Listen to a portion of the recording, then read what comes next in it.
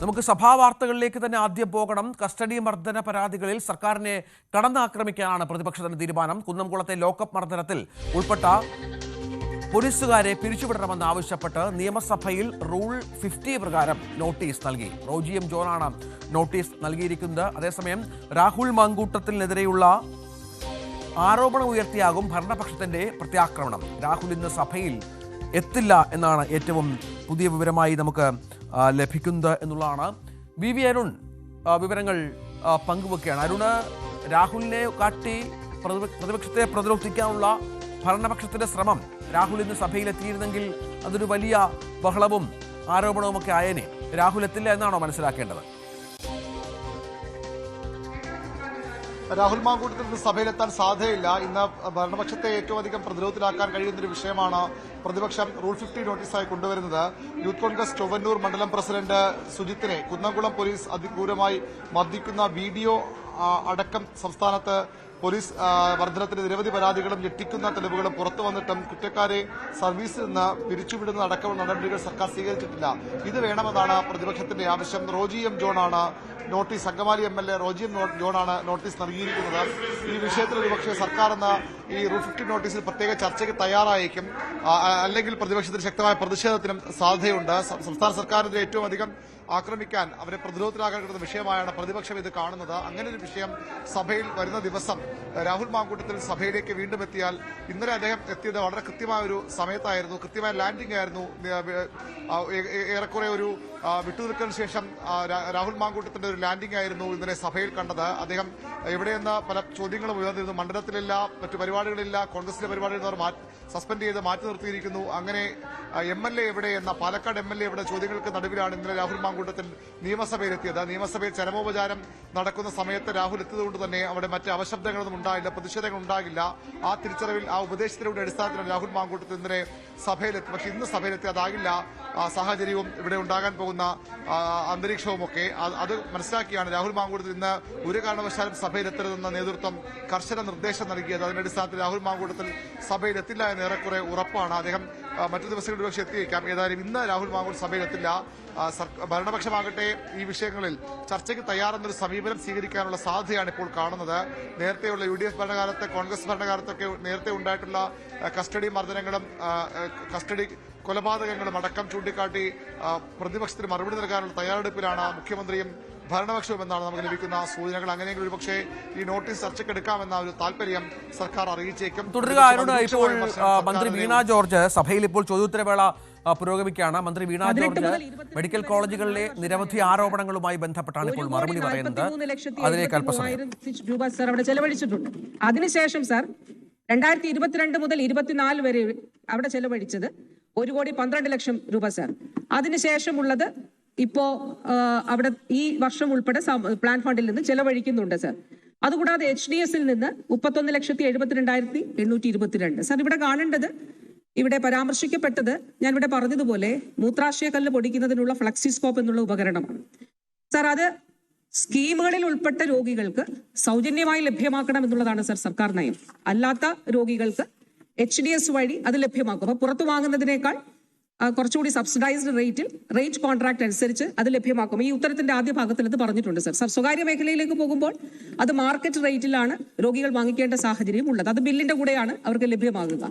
അപ്പൊ ഇവിടെ സൗജന്യമായി സ്കീമുകളിലൂടെ ലഭ്യമാകുന്നത് ഉറപ്പാക്കുന്നുണ്ട് സർ. അതോടൊപ്പം തന്നെ പേഷ്യൻസിന്റെ എണ്ണത്തിൽ ഒരു കാര്യം കൂടി പറഞ്ഞിട്ടുണ്ട്. ബഹുമാനപ്പെട്ട അംഗം പറഞ്ഞു, രോഗികൾ ഇപ്പോ ഹൃദയ ശസ്ത്രക്രിയയുടെ കാര്യം പറഞ്ഞു സർ. ഇപ്പൊ കാർഡിയോളജിസ്റ്റുകളുടെ ഒരു സംഘടനയുടെ സംസ്ഥാന സമ്മേളനം നടന്നു, പ്രൈവറ്റും സർക്കാരും സർ. സംസ്ഥാനത്തെ 3 മെഡിക്കൽ കോളേജിലാണ് ഏറ്റവും കൂടുതൽ കാർഡിയോളജിക്കൽ ഇന്റർവെൻഷൻ നടക്കുന്നത് sir. Kottayam medical college, Thiruvananthapuram medical college, Kozhikode medical college sir. 2021 ഈ സർക്കാരിന്റെ ആദ്യ വർഷം സൗജന്യ ചികിത്സ തേടിയവരുടെ ക്ലെയിം 2.5 ലക്ഷമായിരുന്നു സർ. 2024 മാത്രം ജനുവരി മുതൽ ഡിസംബർ വരെ നമ്മൾ കണക്കിലെടുത്താൽ 6.5 ലക്ഷം പേർ സൗജന്യ ചികിത്സ സംസ്ഥാനത്ത് തേടിയിട്ടുണ്ട് സർ. ഇതാണ് വ്യത്യാസം. അത്രയും പേർക്ക് അതോടൊപ്പം സർ സൗജന്യ ചികിത്സ നൽകുന്നതിന്റെ കണക്കും നമ്മൾ താരതമ്യം ചെയ്താൽ ഈ ഒരു വലിയ വ്യത്യാസം കാണാനായിട്ട് സാധിക്കും.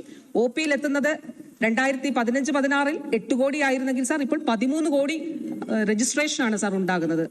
മൾട്ടിപ്പിൾ എൻട്രി, ഒരു വ്യക്തിക്ക് മൾട്ടിപ്പിൾ എൻട്രി. രോഗികളുടെ എണ്ണം കൂടിയിട്ടില്ല, ജനസംഖ്യ കൂടിയിട്ടില്ല, പിന്നെയോ സർക്കാർ ആശുപത്രികളെ ആശ്രയിക്കുന്നവരുടെ എണ്ണത്തിൽ വർധനവുണ്ടായി എന്നുള്ളത് തന്നെയാണ് സർ നമുക്ക് കാണാനായിട്ട് കഴിയും. സർ, ബഹുമാനപ്പെട്ട മന്ത്രി ചെലവഴിച്ച കണക്കുകളുടെ കാര്യങ്ങളൊക്കെ പറഞ്ഞു. സർ, കേരളത്തിലെ നമ്മുടെ ആശുപത്രികളിൽ എത്തുന്ന രോഗികൾക്ക് കാരുണ്യ പദ്ധതി ഉൾപ്പെടെയുള്ള ഇൻഷുറൻസ് ഉൾപ്പെടെയുള്ള സ്കീമുകൾ കിട്ടുന്ന കാര്യത്തിൽ വളരെ ബുദ്ധിമുട്ടാണ്. സർ, ഇത്തരം കാര്യങ്ങളുമായി ബന്ധപ്പെട്ടാണ് ഡോക്ടർ ഹാരിസ് പറഞ്ഞത്. അന്ന് മന്ത്രി പറഞ്ഞ ഒരു മറുപടി ഞങ്ങളുടെ തകരാറല്ല, സിസ്റ്റത്തിന്റെ തകരാറാണ്. മന്ത്രിയോട് പറഞ്ഞു ഒന്നാം പിണറായി ഗവൺമെന്റ്, രണ്ടാം പിണറായി ഗവൺമെന്റ് വന്നു, ഈ ഗവൺമെന്റിന്റെ അവസാന വർഷത്തിലാണ്. ഈ 10 വർഷം കഴിയുമ്പോഴും ഈ സിസ്റ്റത്തിന്റെ തകരാറ് എന്താണെന്ന് ഗവൺമെന്റ് പരിശോധിച്ചിട്ടുണ്ടോ? സിസ്റ്റത്തിന്റെ തകരാറ് എന്താണെന്ന് അത് പരിഹരിക്കാനുള്ള എന്തെങ്കിലും നടപടി എടുത്തിട്ടുണ്ടോ? അത്തരം കാര്യങ്ങളൊന്ന് വിശദമാക്കാൻ കഴിയും. സർ, പത്തനംതിട്ടയിൽ കുമ്പഴയിൽ മാധ്യമങ്ങൾ എന്നോട് ചോദിച്ചപ്പോൾ ഈ യൂറോളജി വകുപ്പ് മേധാവിയുമായി ബന്ധപ്പെട്ട ചോദ്യത്തിനുള്ള എന്റെ മറുപടിയായിരുന്നു സർ. ഞാൻ പറഞ്ഞത് വളരെ വ്യക്തമായിട്ട് തന്നെ അന്ന് പറഞ്ഞു, ഒരു വിദ്യാർത്ഥിക്ക് ശസ്ത്രക്രിയ മുടങ്ങി എന്നത് ആ ഡോക്ടർക്ക് ആ രീതിയിൽ ഫീൽ ചെയ്തത് നല്ലൊരു കാര്യമായിട്ട് ഞാൻ കാണുന്നു എന്നുള്ളത് അന്ന് പറഞ്ഞു. രണ്ടാമത്തെ കാര്യം പറഞ്ഞത് സർ, ഇതില് ഒരു സർക്കാർ സംവിധാനത്തിൽ സ്വകാര്യ മേഖല പോലെ നമുക്കൊരു എക്യുപ്മെന്റ് പ്രൊക്യൂർ ചെയ്യാൻ കഴിയില്ല സാർ. ഇപ്പൊ ഈ സഭയിൽ തന്നെ നമ്മൾ എത്രയോ കാര്യങ്ങൾ അതിന്റെ ഭാഗമായിട്ട് ചർച്ച ചെയ്തിരിക്കുന്നു സാർ. സാർ, ഇതിനൊരു പ്രൊസീജിയർ ഉണ്ട്, ആ പ്രൊസീജിയറിന്റെ ഭാഗമായിട്ടാണ് ചെയ്യേണ്ടത്. അപ്പൊ ആ പ്രൊസീജിയറിൽ ഇപ്പൊ ഒരു ഉദാഹരണം പറഞ്ഞാൽ എന്താണ് ഞാൻ പറഞ്ഞതെന്നുള്ളത് വളരെ വ്യക്തമായി അത് കൃത്യമായിട്ട് മനസ്സിലാകേണ്ടവർ അത് മനസ്സിലാക്കിയിട്ടുണ്ട് സാർ.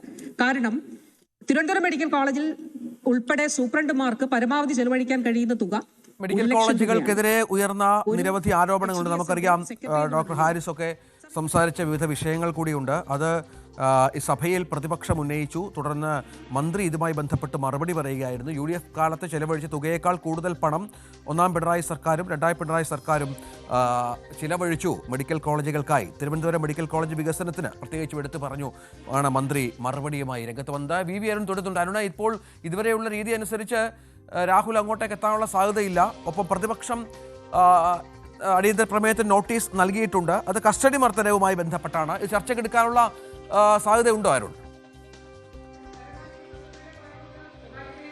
തീർച്ചയായിട്ടും രാഹുൽ മാങ്കൂട്ടത്തിൽ സഭയിലെത്താനുള്ള സാധ്യത വളരെ കുറവാണ്. അദ്ദേഹം പാലക്കാടാണെന്ന സൂചനകളും ഇതിനിടെ പുറത്തു വരുന്നുണ്ട്. ഏതായാലും രാഹുൽ മാങ്കൂട്ടത്തിൽ ഇല്ലാത്തത് കൊണ്ട് തന്നെ ഭരണപക്ഷത്തിന് ആ വിഷയം പിന്നീട് ഉന്നയിക്കാൻ കഴിയുന്നത് ചർച്ചകളിലാണ്. അതിനപ്പുറത്തേക്ക് ആ വിഷയം ഉയർത്തിക്കാട്ടുള്ള സാധ്യതയില്ല. രാഹുൽ മാങ്കൂട്ടത്തിൽ സഭയിൽ വന്നാൽ പോലും അദ്ദേഹം തടയുകയോ അല്ലെങ്കിൽ ആ രീതിയിലുള്ള ഏതെങ്കിലും ശ്രമങ്ങളിലേക്ക് പോകില്ല ഭരണപക്ഷം. പകരം ചർച്ചകളിലും പ്രസംഗങ്ങളിലും ഒക്കെ ഇക്കാര്യം ഉയർത്തിക്കാട്ടും. അതിൽ രാഹുൽ മാങ്കൂട്ടത്തിനെതിരായ ഗുരുതരമായ ആരോപണങ്ങൾ, അതിനോട് പ്രതിപക്ഷം സ്വീകരിച്ച സമീപനം, രാഹുൽ മാങ്കൂട്ടത്തിൽ എല്ലാ വിലക്കുകളും ലംഘിച്ചുകൊണ്ട് പ്രതിപക്ഷ നേതാവിനെ പോലും തള്ളിക്കൊണ്ട് സഭയിലെത്തിയതിലെ കാര്യങ്ങൾ പ്രതിപക്ഷം ഉന്നയിക്കും.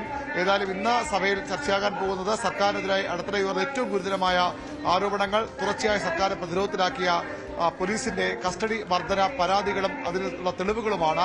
ആ വിഷയത്തിൽ സർക്കാരിനെ കടന്നാക്രമിക്കാൻ തന്നെയാണ് പ്രതിപക്ഷത്തിന്റെ തീരുമാനം. കേരളത്തിന്റെ സമൂഹത്തിൽ വലിയ ചർച്ചയായി മാറിയ ഒരു വിഷയം കൂടിയാണ് കസ്റ്റഡി മർദ്ദനങ്ങൾ. യൂത്ത് കോൺഗ്രസ് നേതാവിൽ തുടങ്ങി പിന്നീട് CPM-ന്റെ പ്രാദേശിക നേതാക്കൾക്ക് പോലും പിണറായി വിജയൻ നയിക്കുന്ന ആഭ്യന്തര വകുപ്പിലെ പോലീസിനെ കൊണ്ട് പൊറുതിമുട്ടി എന്ന തരത്തിലുള്ള വാർത്തകൾ നിരവധി പുറത്തു വന്നിരുന്നു. ഈ വിഷയം പ്രതിപക്ഷം ഇന്ന് സഭയിൽ സർക്കാരിന് ഉന്നയിക്കും. ആ വിഷയത്തിലും മറുപടി പറഞ്ഞ് മുന്നോട്ട് പോകണമെന്ന ഒരു നിർദ്ദേശമാണ് ഇന്നലെ ഇടതുമുന്നണിയുടെ നിയമസഭാ യോഗത്തിൽ മുഖ്യമന്ത്രി പിണറായി വിജയൻ നൽകിയത്. പോലീസിനെതിരെ ഒറ്റപ്പെട്ട സംഭവങ്ങൾ ഉണ്ടാകാറുണ്ട്, അത് ഒരു ക്യാമ്പയിനാക്കി മാറ്റിക്കൊണ്ട് സർക്കാരിനെതിരെ ബോധപൂർവ്വം വിനിയോഗിക്കുകയാണ്. അതിന്റെ സാഹചര്യങ്ങൾ, കാര്യകാരണങ്ങൾ വിശദീകരിച്ചതിന് മുന്നോട്ട് പോകാനുള്ള നിർദ്ദേശമാണ് മുഖ്യമന്ത്രി നൽകിയിരിക്കുന്നത്. സ്വാഭാവികമായും ഈ വിഷയം ഇന്ന് റൂൾ 50 നോട്ടീസിൽ ചർച്ചയ്ക്കെടുത്താൽ, സഭാ നടപടികൾ നിർത്തിവച്ച് ചർച്ച ചെയ്താൽ അവിടെയും സർക്കാരിന് വേണ്ടി സംസാരിക്കുന്ന MLA-മാരും ആ വാദങ്ങൾ തന്നെയാകും ഉന്നയിക്കുക.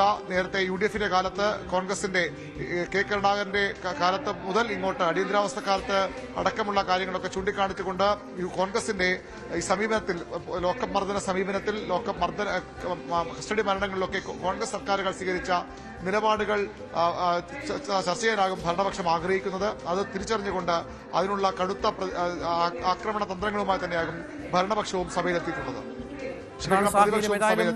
ഒരുപക്ഷെ അടിയന്തര പ്രമേയം സർക്കാർ അനുവദിച്ചേക്കാം, അതിന്മേൽ ചർച്ചയുണ്ടായേക്കാം.